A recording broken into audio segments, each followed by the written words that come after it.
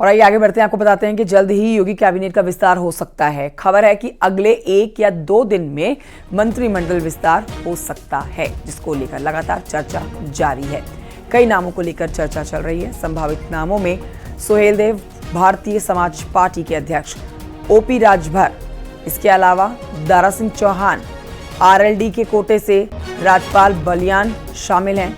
रामपुर में आजम खां को उनका किला ध्वस्त करने वाले, ढहाने वाले आकाश सक्सेना का भी नाम इस मंत्रिमंडल में शामिल किया जा सकता है।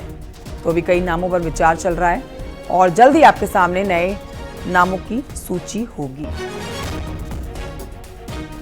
राजीव हमारे सहयोगी इस खबर पर और जानकारी देंगे। राजीव, सोर्सेस बता रहे हैं कि जल्द ही कैबिनेट का विस्तार हो सकता है। आपके पास सटीक जानकारी होगी, विस्तार से बताइए कब तक विस्तार हो सकता है कैबिनेट का और किन प्रमुख नामों पर इस समय मंथन चल रहा है?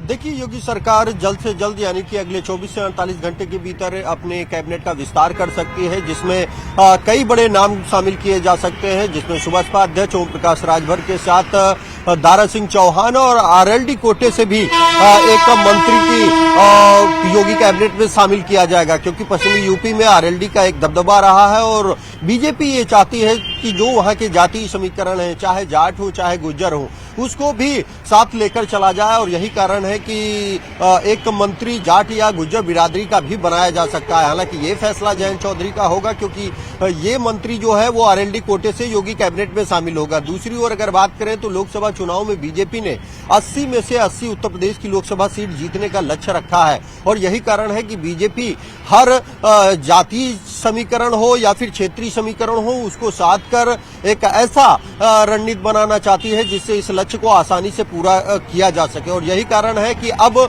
जल्द ही लोकसभा चुनाव की अधिसूचना भी लगने वाली है। भारत निर्वाचन आयोग की टीम लखनऊ में कैंप कर रही है, वो लगातार चुनाव को लेकर की गई तैयारियों की समीक्षा कर रही है। ऐसे में उम्मीद जताई जा रही है कि अगले 10 से 15 के बीच लोकसभा चुनाव की अधिसूचना लग सकती है।